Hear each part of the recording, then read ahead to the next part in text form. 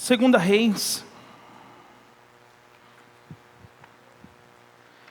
Confesso para os irmãos que eu não ia pregar em Segunda Reis até o dia de ontem.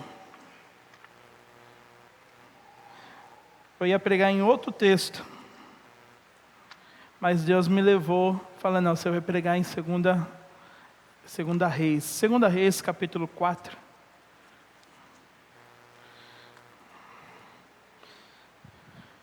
Porque quando eu estava lendo, essa semana eu li o tempo todo o Apacentai. Então, todo dia eu lia o devocional do Apacentai e ia para a pregação, o Apacentai de domingo para pregar. Aí eu estava lendo, anotava uma coisa, ficava entendendo o que Deus estava falando. Até aí eu não ia pregar Segunda Reis, eu ia pregar outro texto.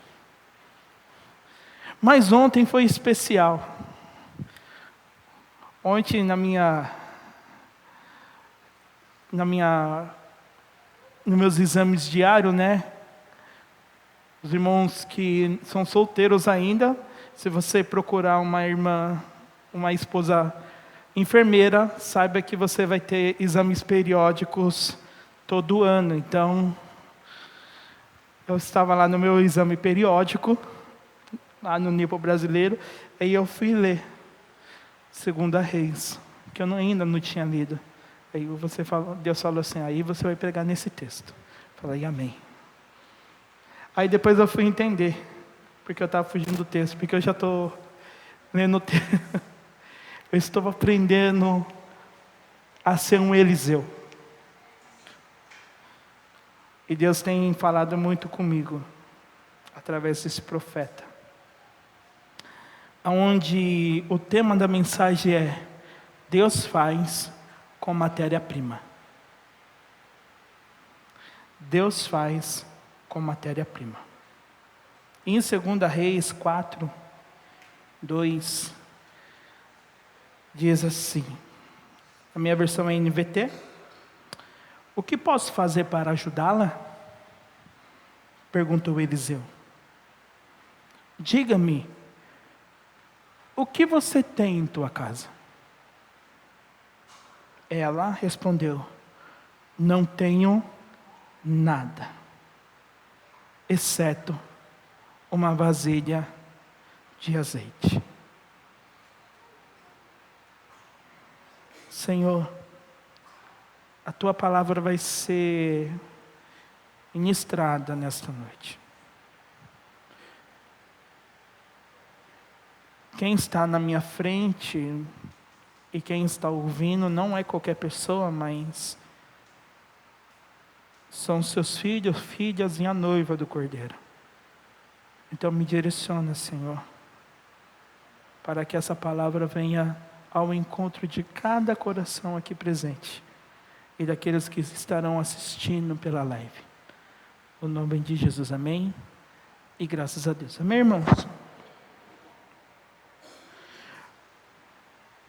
Primeiro a gente precisa saber quem é Eliseu.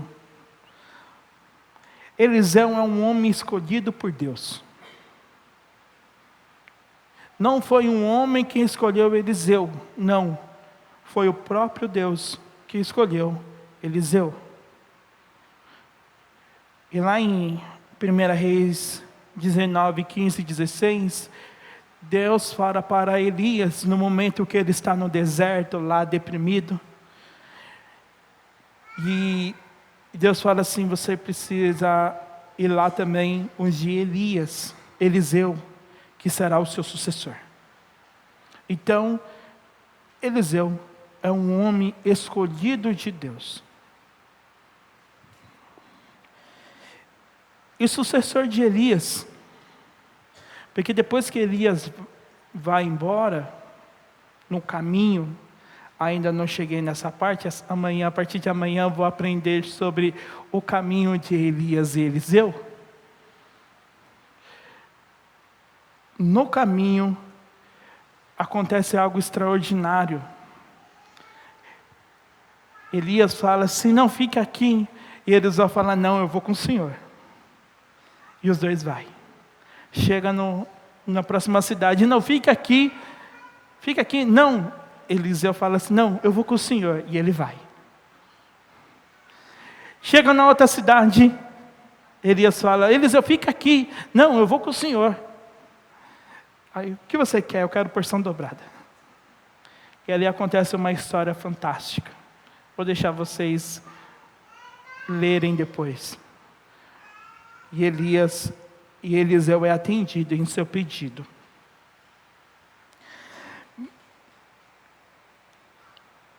E no versículo de número 1, vai falar sobre a escola de profetas. Se a gente for ali no versículo 1, de 2 Reis 4:1, certo dia uma viúva de um dos membros do grupo de profetas, que é a escola de profetas. O que seria essa escola de profetas? Era um grupo de aprendizes, ou de discípulos que buscavam ser treinados por profetas experientes, como Elias e Eliseu. Esse grupo surgiram, agora, olha como é importante, esse grupo surgiu para preservar o ensino da lei de Deus, promover a adoração verdadeira e combater a influência de práticas pagãs em Israel.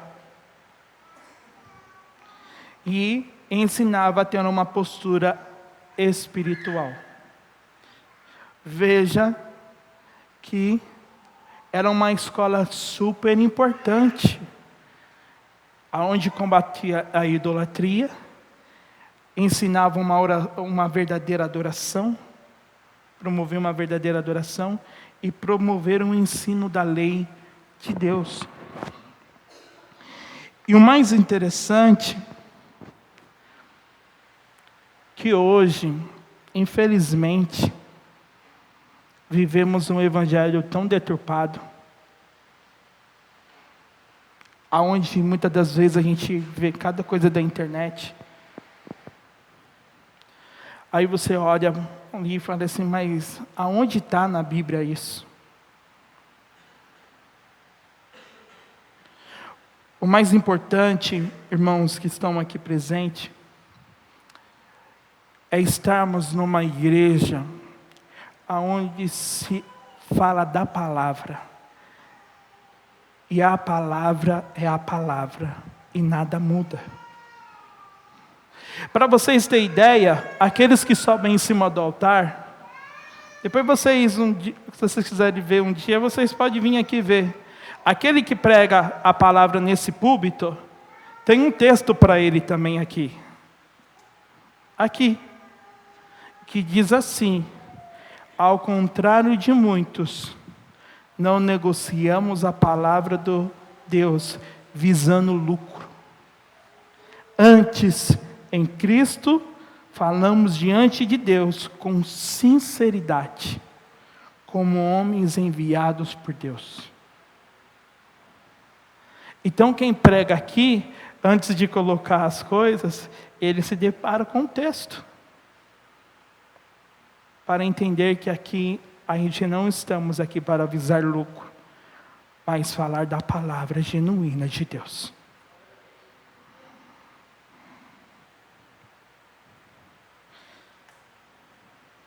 Mas o mais interessante é que Deus muitas das vezes não vai fazer da maneira que pensamos ou planejamos. Deus muitas das vezes não vai fazer da maneira que pensamos ou planejamos. Isaías 55:8.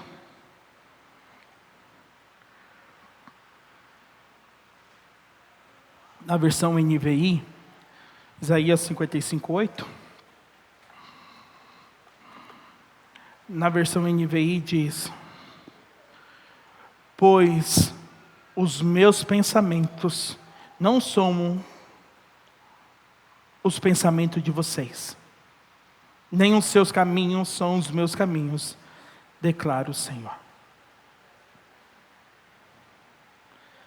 Deus muitas das vezes não vai fazer da maneira que pensamos ou planejamos. Por que isso? Nesse texto tem um pedido de socorro. No versículo 1 de 2 Reis 4 diz: certo dia, a viúva de um dos membros do grupo de profetas foi pedir o quê? Foi pedir o quê? Um pedido de socorro. Mas ela foi pedir ajuda no quê? Meu marido, que servia na escola de profetas, morreu. E o Senhor sabe como ele temia a Deus. Agora veio um credor que ameaça levar meus 2 filhos como escravos. Qual é o pedido de socorro dela? Os filhos. Para não serem o quê? Escravos. Ela chega no lugar certo e pede ajuda para a pessoa certa. Mas vamos lá. Olha o que Deus me levou a pensar. Por que muitas das vezes chegou no profeta? Eu que estou aprendendo um pouquinho ali. O profeta era a boca de Deus na terra. Então o que o profeta falava, acontecia, porque ele era a boca de Deus na terra. Aí o que acontece? Vamos lá. Muitas das vezes, essa mãe planejou em deixar os filhos dela com quem? Com Eliseu. O texto não diz. Mas muitas das vezes a mãe foi com planejamento, né? Com pensamento. Eu vou deixar os meus filhos com Eliseu, porque ninguém vai se meter com Eliseu, porque todo mundo sabe que ele é profeta. E o que ele falar, vai acontecer. Porque ele aprendeu com Elias. O que ele aprendeu com Elias?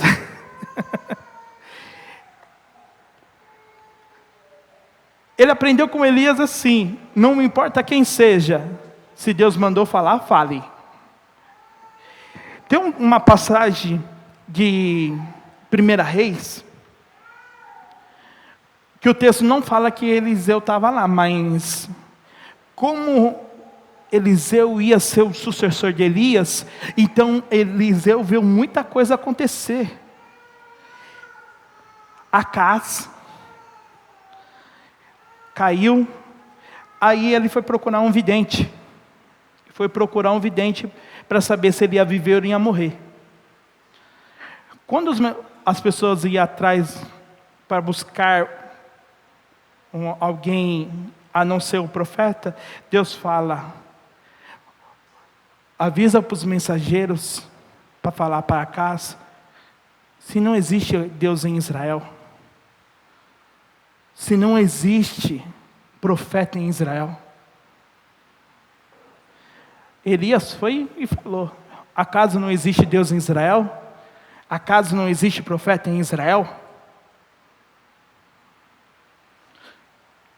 Aí, fala isso para o rei. Os mensageiros chegaram e falaram para o rei. O rei Acasias falou: quem era a pessoa?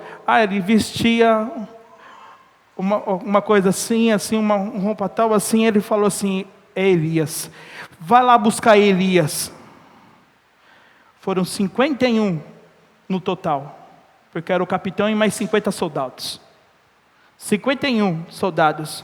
Soldados chegaram para Elias e falaram assim: homem de Deus, o rei manda te buscar. Elias olhou assim: se eu sou homem de Deus, vai descer fogo do céu. E desceu fogo do céu e consumiu todo mundo. Agora imagine Eliseu olhando assim: uau. Chegou a segunda parte, foram mais 51. Homem de Deus, o rei manda te buscar. Se eu sou homem de Deus, desce fogo do céu. Veio outra remessa também, o fogo de Deus desceu. Elias olhou assim, uau. Na terceira remessa, o soldado não falou homem de Deus não, ele chegou assim, eu sei que o Senhor é homem de Deus. Porque já mandou 2, eu sei que você é homem de Deus. Então, vamos lá, aí o Senhor fala assim, pode ir com ele. E agora, como que Eliseu é sucessor de Elias, porque aprendeu com o mestre, então todo mundo sabia do potencial que Eliseu tinha. Então aquela mulher já sabia, eu vou deixar meus filhos com ele. Vai que acontece uma coisa dessa também. Porque o pensamento da mãe era salvar a quem? Os filhos. O pensamento da mãe era salvar os filhos. Mas ontem, naquele hospital onde eu estava fazendo meu exame, aí eu fui ler novamente o texto. E Deus falou exatamente assim, que foi claro. Deus cuida daquele que o temem. Deus cuida daqueles que o temem. Veja o texto dizendo: meu marido que servia morreu. A mulher perdeu um marido, perdeu o esposo. Hoje faz 1 ano que um amigo nosso morreu. E eu e Elizabeth mandamos uma mensagem e oramos pela rua. E eu mandei uma mensagem de consolo para ela. E ela mandou uma mensagem agradecendo, chorando, porque é dolorido perder aquele que você ama. Dói. O seu companheiro, o seu marido, ou a sua esposa, é dolorido, dói. Ela já tinha perdido o marido, agora ela ia perder os 2 filhos. Meus filhos, os meus 2 filhos, eles estão querendo buscar meus filhos para serem escravos, para pagar a dívida. Para ter uma noção de como que é como que fosse o pastor lá da Paquistão, Shazar. A gente viu o vídeo das famílias que são escravas para pagarem dívidas. Elas se tornam escravas para pagar uma dívida que não dá para pagar. Não dá para pagar. As crianças iam morrer trabalhando, muitas das vezes. Mas Deus me levou num detalhe. Obrigado, Espírito Santo. E o Senhor sabe como Ele temia o Senhor. Deus cuida daqueles que o temem. Deus cuida daqueles que o temem. E não é temer de ter medo, mas de ter reverência. De somente quem teme sabe que Deus é um Deus em essência, conhece Deus na sua essência. Os que temem querem estar perto de Deus. Deus cuida daqueles que o temem. E como que tem sido o seu relacionamento para com o Pai? Deus não quer ter um momento com você só aqui no culto, não. Ele quer algo mais além. Ele quer algo de todos os dias. Ele quer se revelar para você todos os dias. Não é só aqui. Um culto de 2 horas. Ou poderia ser um culto de 6 horas. Deus não quer que você busque Ele somente quando está aqui, não. Ele quer que você busque Ele todos os dias. E aqueles que o temem, Deus cuida. Deus cuida daqueles que o temem. O profeta se prontifica em ajudar. Mas, sempre tem o mais, né?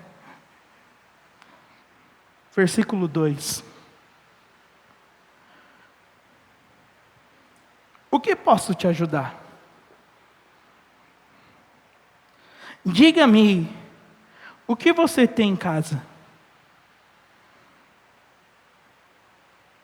Eliseu estava disposto a ajudar, mas precisava saber algumas informações.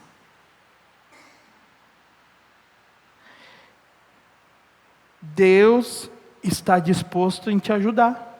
Olha como que é bom. Deus está disposto em ajudar. Deus está disposto a te estender a mão, mas Ele precisa de algumas informações. E a informação que Ele precisa: o que você tem a oferecer para mim? Veja que com Deus não é nada material, palpável. Eu vejo, eu coloco a mão.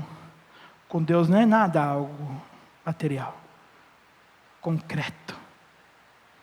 Com Deus é algo espiritual. Deus está disposto. Mas o que você tem a oferecer a Ele? E não é algo de barganha não, tá? Com Deus não tem barganha. Ah, Deus, eu vou te dar isso, em troca você me dá isso. Não. Com Deus não tem barganha. Deus é bem claro. O que você tem a me oferecer? Eu estou disposto. Eu sou o dono de tudo. Deus é o dono de tudo, meus irmãos. Deus é o dono de tudo. Mas Ele só quer saber o que você tem a me oferecer. Essa é a pergunta clara de Deus. O que você tem para oferecer a Deus? Muitas das vezes, os nossos olhos estão tão focados naquilo que nos falta, ou naquilo que precisamos, que não enxergamos aquilo que temos. Vejam que interessante. A mulher fala para o profeta assim. Qual é a primeira coisa que ela fala? Não tenho. A primeira coisa, eu não tenho nada em casa. E a nossa vida é assim. Muitas das vezes a gente está focado naquilo que nos falta. E não naquilo que temos. Às vezes está faltando tudo na sua casa, e você está focado naquilo que falta, mas você esquece daquilo que você tem. E o que eu tenho? Eu tenho 2 joelhos, eu tenho uma boca para clamar. E Deus vai mandar o recurso. Veja a vida do Johnny. Não deixou de ser fiel ao Senhor, e Deus abençoou. Eu estou aprendendo com ele, porque ele é meu Elias, eu sou o Eliseu.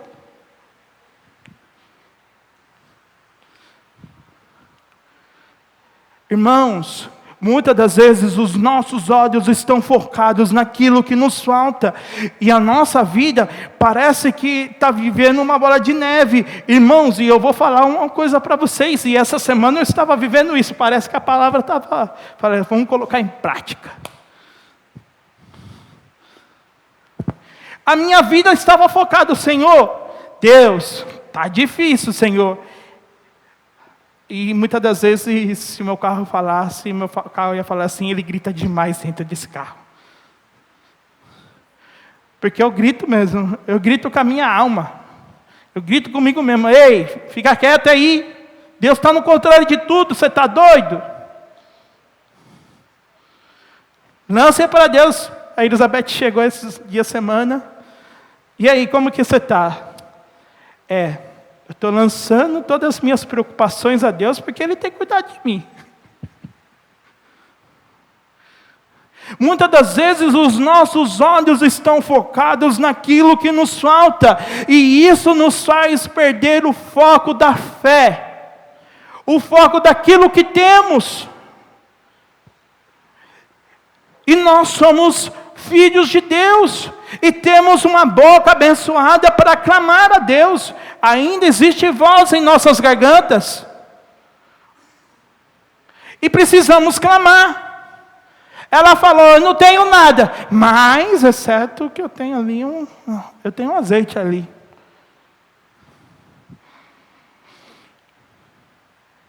E Deus não está focado, sabe no quê? Naquilo que te falta. Porque vamos lá. Obrigado, Jesus. Salmos 23 diz o quê? O Senhor é o quê? E quando o Senhor é o seu pastor, o que acontece?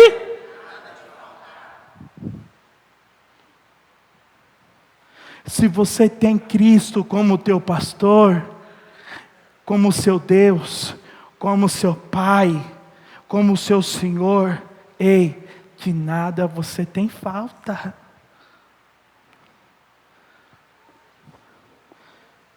É focar os seus olhos naquilo que você tem.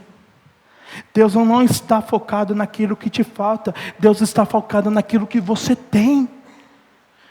E o que você tem a oferecer a Deus.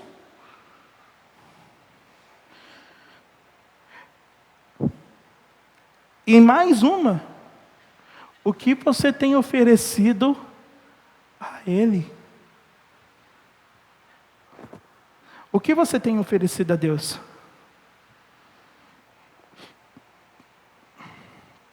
E que interessante, né? Assim também estavam os olhos do profeta.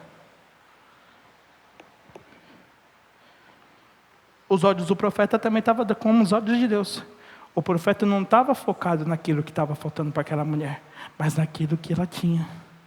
Não despreze aquilo que você tem. Não despreze aquilo que você tem. Pois é nisso que Deus pode fazer um milagre acontecer. Não despreze, para de desprezar aquilo que você tem. Você acha muito insignificante, mas é nisso que Deus pode prover um milagre. Eu não tenho nada, a não ser um azeite lá. E veja, que a história é a mesma coisa que acontece no Novo Testamento. Na transformação da água para o vinho. Acabou o vinho do casamento. Que interessante, né? Acabar o vinho naquela época era triste. Acabou a festa. Não soube calcular direito. A Maria chega, o que ele falar está falado. Mas não chegou a minha hora. Mas o que ele falar está falado. Coloca um monte de vasilha cheia de água aí. Aquelas pessoas que estavam ali diziam o quê? Ele está louco. Como que uma água vai transformar vinho? Ele está doido. As pessoas provavelmente estavam desprezando o que Jesus estava falando. E Jesus só deu uma ordem: enche as vasilhas de água. Aí o povo falou assim: vamos fazer, né? Mas o resultado que eles tinham na cabeça, que é quando abrisse a tampa, ia acontecer o quê? Ia ter água, não ia ter vinho, ia ter água. Aí quando eles abriram a tampa, né? Tinha vinho. Não era qualquer vinho, né? Era vinho bom. Não despreze o que você tem. Deus pode fazer um milagre através disso. Jesus está ensinando uma multidão. E aonde eu ia aplicar o texto de hoje? Deus estava ensinando o povo. O povo estava ali fascinado com o ensinamento de Jesus. Os discípulos chegam a Jesus: precisamos mandar um povo embora. O povo precisa comer.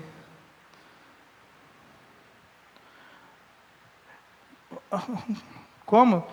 A gente não tem dinheiro para tudo isso. Tá, mas o que vocês têm aí? Procura o que tem aí. Ah, encontramos 5 pães e 2 peixes. É o suficiente. Traz para mim. E Jesus multiplica para mais de 5.000. Os discípulos provavelmente desprezaram, né? Vai começar um pouquinho de pessoa ali. Quando os discípulos viram a multiplicação, Deus usa o que você tem, irmãos. Deus não precisa de muito.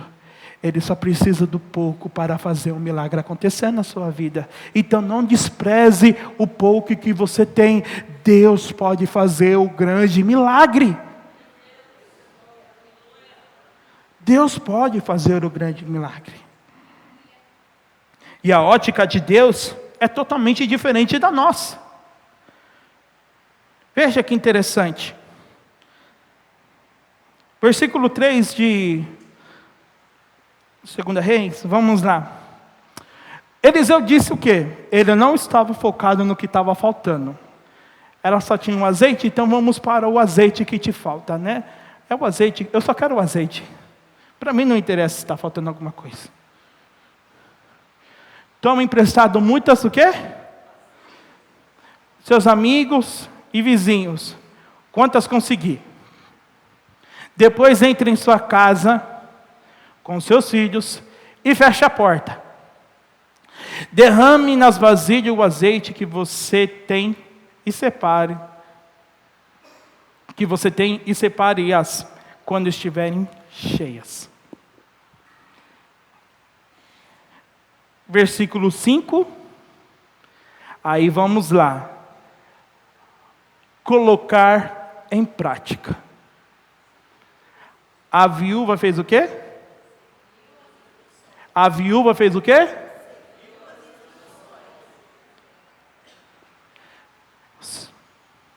Seus filhos traziam vasilhas e elas enchiam. O milagre só acontece. Tem um segredo no milagre, hein? Vamos lá. O milagre só acontece quando colocamos em prática. O milagre só acontece quando colocamos em... Porque aquela mulher fez o quê? Ela colocou em prática as instruções do profeta. E para isso, precisamos ter coragem e fé. A pergunta é, e aí? Você tem coragem? Você tem fé?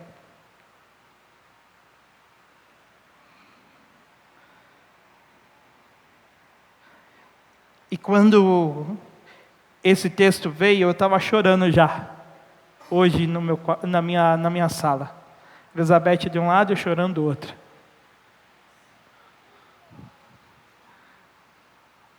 Olha o que Tiago 1:22 nos diz.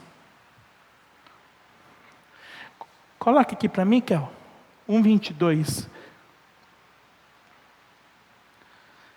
Sejam praticantes do quê? Sejam praticantes de quê? Não é praticante do Big Brother, não é praticante das coisas dessa terra. Sejam praticantes do quê? A palavra é vida e a palavra é verdadeira. A palavra que te sustenta. É a palavra que te encoraja. É a palavra que te motiva. É a palavra que não deixa você ter medo. Porque o medo nos impossibilita de ver as grandezas de Deus. O medo nos impossibilita sair para sair para fora, só fica dentro. A palavra nos dá coragem e fé. Não apenas ouvintes, enganando vocês mesmos. Deus não quer que sejamos somente ouvintes. Venhamos no domingo, ou venhamos na quarta, ou quando a gente tem um culto de ensino. Deus não quer que a gente seja ouvintes. Deus quer que sejamos praticantes da sua palavra. Ele quer que venhamos praticar a tua palavra. Porque quando a gente pratica a palavra, a gente tem fé, a gente tem coragem, a gente provoca o sobrenatural de Deus sobre a nossa vida, a nossa casa e a nossa família. Agora eu te faço a pergunta: se aquela mulher não colocasse em prática o que o profeta falou, o milagre tinha acontecido? Então por que você não coloca também em prática?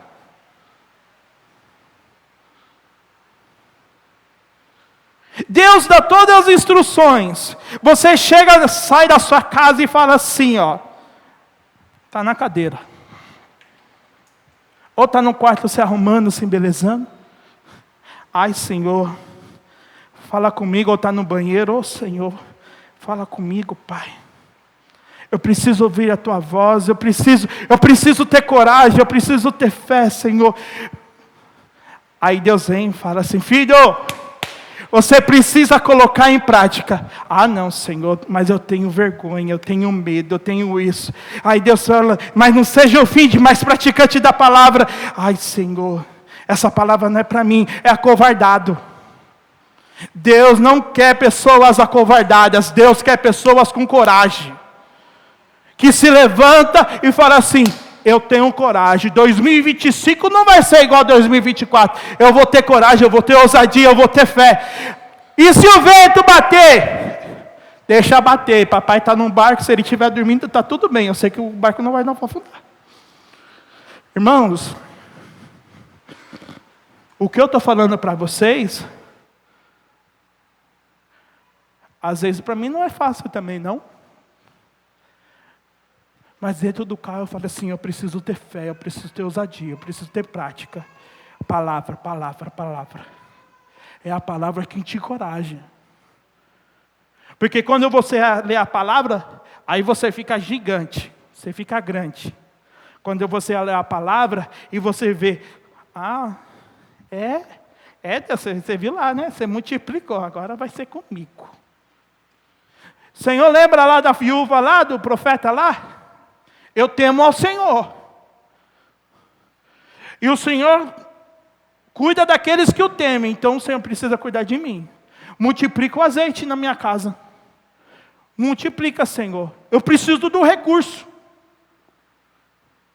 Fé, ousadia, coragem.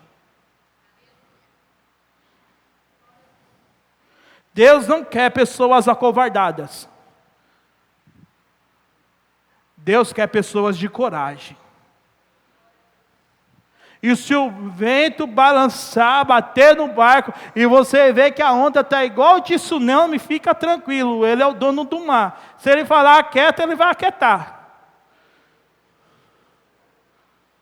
Fica tranquilo, que Jesus é especialista em acalmar tempestade. Mas se a água entrar dentro do barco, fica tranquilo. Pedro foi a primeira pessoa que andou sobre as águas. Ele também pode andar. Está tudo bem. Mas coragem, fé, ousadia. Colocar em prática aquilo que Deus está dizendo. Não menospreze aquilo que você tem, porque através disso Deus pode fazer grandes milagres. Versículo 6 de 2 Reis, que é o 4. Vamos lá? Capítulo 4, 6, vamos lá. Veja só. Quando todas as vasilhas estavam cheias, ela disse a um dos filhos: tragam-me mais uma. Porém, eles responderam o quê? Então o azeite acabou. Agora vem o versículo 6, o seguinte, 7. Ela foi e contou tudo ao homem de Deus. Ei, o milagre não fica com você. Amém? Tudo certo? Amém? O milagre não fica com você. Você não guarda o milagre. Dia 31 de dezembro estamos chegando. Dia 31 de dezembro está chegando. Amém? Quando você recebeu o milagre, quando ela recebeu o milagre, ela foi contar para quem? Para o homem de Deus. Quando você recebeu o seu milagre, você vem aqui e conta para a igreja para ser edificada a fé. Não guarde. Anuncie as grandezas que Deus fez sobre a sua vida para edificar a fé de outros. Que ele disse, vá, venda o azeite e pague suas dívidas. Você e seus filhos viverão do que sobrar. A Bíblia não fala quantas vasilhas foi. Quantos litros de azeite foi. E nem qual azeite foi. A Bíblia fala uma coisa. Ela pagou todas as suas dívidas e viveu do que sobrou. Os filhos continuaram escravos? Ia ser escravo? O que Deus faz é muito além do que pensamos ou planejamos. É por isso que Deus, Ele nunca vai fazer da maneira que você pensa ou planejou. Porque Deus faz além. E para concluir, a matéria-prima foi aquele azeite. E para nós, a maior matéria-prima que Deus deseja trabalhar, não é na sua casa, não é no trabalho, não é no carro, não é em nada. A maior matéria-prima que Deus deseja trabalhar é em cada um de nós. Para que cada um de nós sejamos homens e mulheres, assim como o Benê abriu o culto desta noite, segundo o seu coração. Deus deseja trabalhar em você. Deus quer trabalhar em você. Mas só tem um detalhe. Deixe Ele trabalhar. O processo é difícil? É difícil. Não é fácil. Mas a recompensa final é o que essa mulher aconteceu. Mas não numa forma material, mas numa forma espiritual.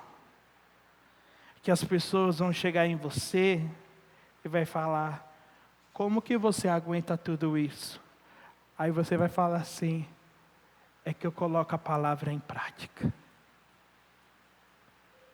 Eu não sou ouvinte, eu sou praticante. E para eu ser dessa maneira, como que eu faço? Tema ao Senhor, entregue o seu caminho ao Senhor, confie nele e Ele mais o fará. Ah, mas o Senhor é meu pastor. Não, o Senhor não é o seu pastor. Acho que está sendo outra pessoa seu pastor. Mas quando o Senhor é pastor, nada falta. Amém? Irmãos, foi uma coisa que Deus falou muito forte no meu coração, foi isso. Pare de desprezar aquilo que você tem. Pois é nisso que Deus pode fazer um grande milagre.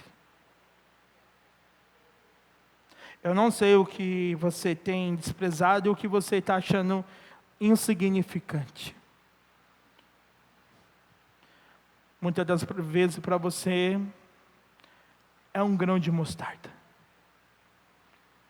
E como, não sei se vocês já viram um grão de mostarda, tinha aqui na igreja, só não sei onde está. Tinha uns grãozinhos de mostarda, ele é bem pequenininho mesmo.